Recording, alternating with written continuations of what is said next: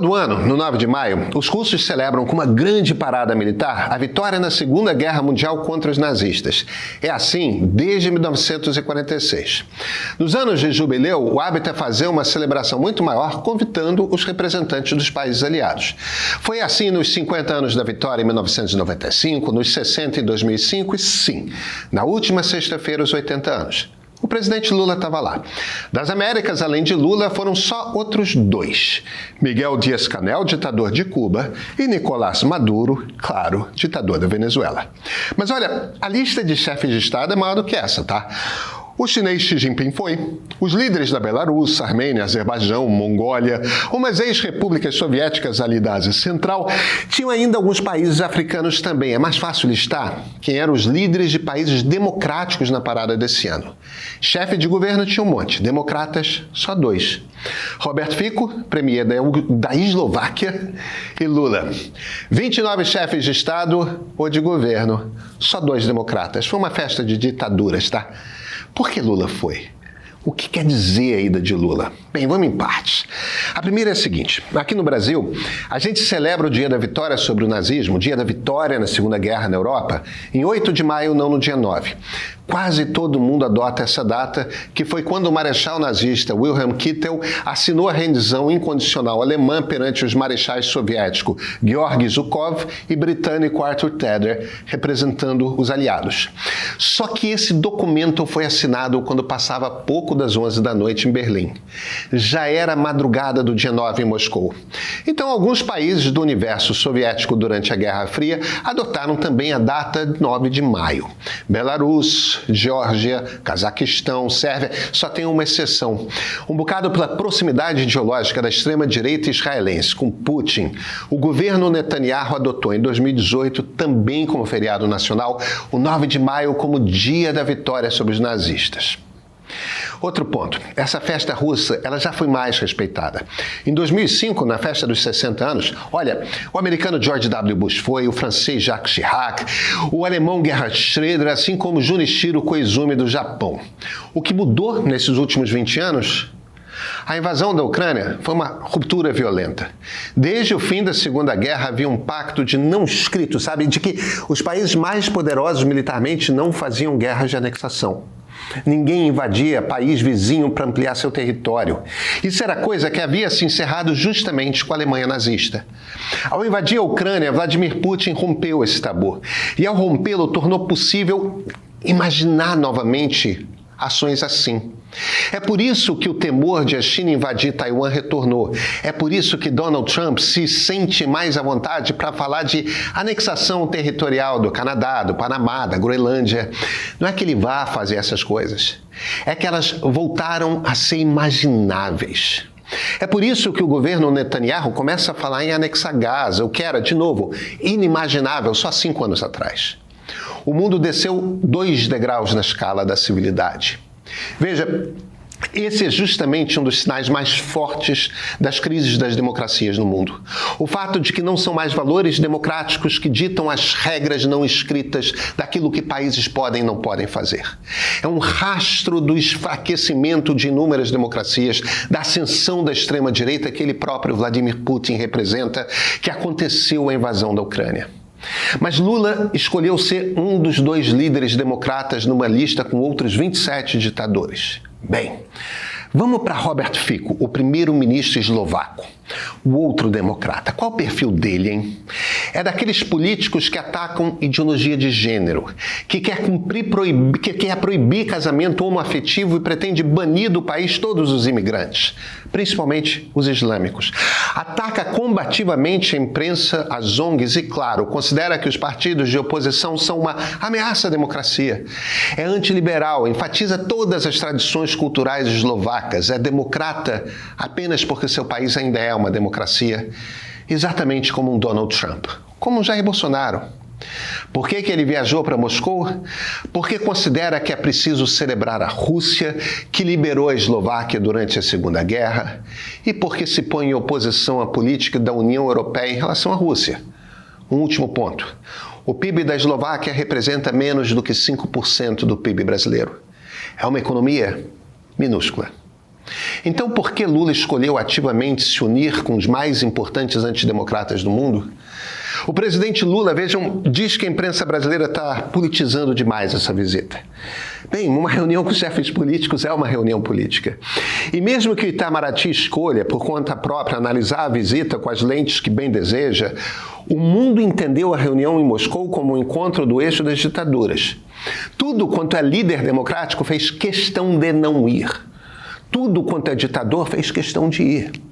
Se Lula decidiu ir pessoalmente, fez um cálculo. Seu cálculo foi, sim, muito diferente do cálculo que fez o resto do mundo.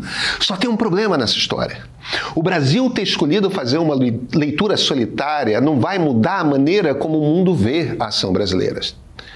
O que diabos passa, então, na cabeça de Luiz Inácio, ou melhor, na de Celso Amorim? Eu sou Pedro Doria, editor do Meio. Vem cá. Você sabe mesmo ler as notícias? Mas não é só bater o olho e replicar, é entender o que está por trás delas. Quem acompanha o Meio termina sendo referência em qualquer conversa, tá? Modéstia à parte. Porque a gente entrega análise, contexto e aumenta o seu repertório. E repertório é tudo, né? Você sabe. Assine o Meio para ter acesso à edição de sábado com entrevistas e reportagens especiais sobre política, história, cultura, tecnologia e comportamento, escrita por múltiplos pontos de vista. O Meio Político chega às quartas na sua caixa de e-mail com as análises de Brasília e do que você precisa olhar na lupa no cenário político. E tem o nosso streaming, com docs e séries que vão te fazer maratonar produções que incluem o original do Meio, Democracia, uma história sem fim, Elon Musk, a tomada do Twitter, o futuro do trabalho, Evangélicos da fé ao poder e muitas outras. Assina. Sabe por quê? Porque ajuda a pensar. Ajuda a construir suas próprias ideias. É só seguir o QR Code na tela ou então clicar no link da descrição. E esse aqui, esse é o ponto de partida.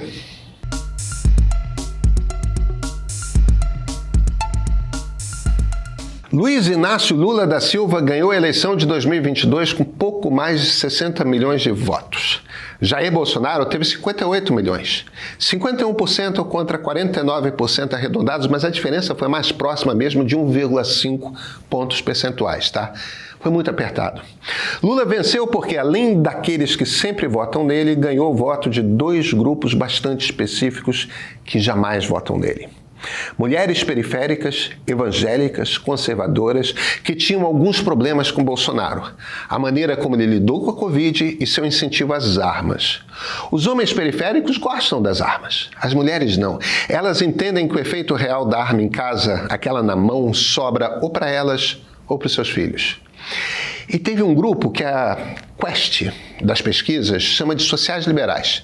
São pessoas como eu, liberais progressistas, nós representamos entre 3% e 5% da população brasileira. É muito pouca gente. De todos os grupos em que a Quest divide os brasileiros, esse pequeno conjunto, uma classe média com alto índice de educação e que vive nos grandes centros urbanos, principalmente no Sudeste, é o único que põe a preservação da democracia como seu valor mais alto. Segundo as pesquisas, é literalmente o único grupo que bota a democracia lá em cima na lista das prioridades. Para esse grupo, a ação do PT no governo, a corrupção desenfreada, são problemas gravíssimos. Daqueles de considerar nunca mais votar.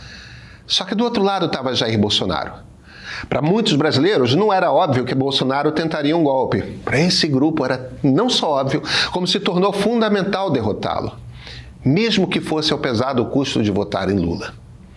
Liberais democratas compreendem que existe uma disputa em curso no mundo. De um lado, ela é representada pela China, do outro pelas democracias. A China se apresenta como um modelo de desenvolvimento econômico humano no qual liberdade não é importante. O que ela diz ao mundo é aquilo que a União Soviética sempre quis dizer, mas nunca conseguiu. É possível fazer crescer a economia e distribuir os recursos desse crescimento para a sociedade sem que liberdade faça parte da equação. Para muita gente, essa fórmula autoritária é tentadora. E os chineses são muito inteligentes no uso do seu soft power, na distribuição de recursos, no investimento internacional para atrair aliados. A fórmula chinesa é tão atraente para tanta gente que muitos americanos se convenceram de que a única maneira de enfrentar a China é justamente coibindo liberdade, fechando as portas para o comércio, controlando o que se diz em sala de aula em protestos, diminuindo a capacidade da justiça de impedir o governo de fazer o que deseja. O trumpismo é parte fundamental dessa equação. A China está montando um eixo das ditaduras no mundo e o Brasil, sob Lula, trabalha ativamente para se alinhar com esse eixo. Veja, não é assim que o Palácio do Planalto lê. O Planalto do Lula acha que os Estados Unidos são um problema no mundo por serem a economia dominante. A partir daí, compreende que é preciso desenvolver a diplomacia brasileira sempre em oposição aos Estados Unidos. Lula não estava lá com os 27 ditadores e o Trump eslovaco porque eram ditadores. Estava lá porque são anti-americanos. Só que o que faz deles anti-americanos, antes de tudo, era serem antidemocratas. Lula não lê assim, Celso Amorim não lê assim, só que o mundo democrático lê assim. Eles lerem diferentemente faz deles exceção, não regra. Eles lerem desse jeito faz com que os democratas do mundo vejam o Brasil como um país em que democracia não é prioridade. Sociais liberais não vão votar em Lula em 2026. Seu principal critério para a escolha de um líder é o de ser democrático. Lula, nesse governo, tornou evidente que este não é um quesito particularmente importante para ele. Foi uma escolha ativa dele. Uma escolha que apenas ele, entre todos os líderes democratas do mundo, tomou. Suas declarações favoráveis a Putin após a invasão da Ucrânia, seu apoio a Daniel Ortega e Nicolás Maduro, encontros como esse em Moscou, nada disso é fato isolado. É uma escolha ativa e altiva. Dentro do PT, eles não veem isso como fazer pouco da democracia. O problema é o seguinte: só eles não veem.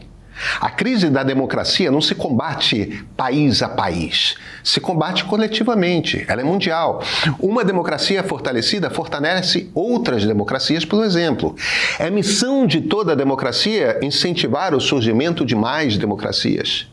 Lula não compreende isso, ou não liga.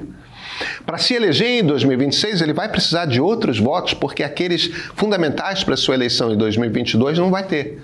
Ou seja, vai precisar trazer o voto de quem escolheu o Bolsonaro. Ou torcer para que do outro lado esteja alguém que deseja claramente um golpe de Estado. Tem mais de um ano e muita água ainda vai rolar por esse rio, tá? Então vamos ver.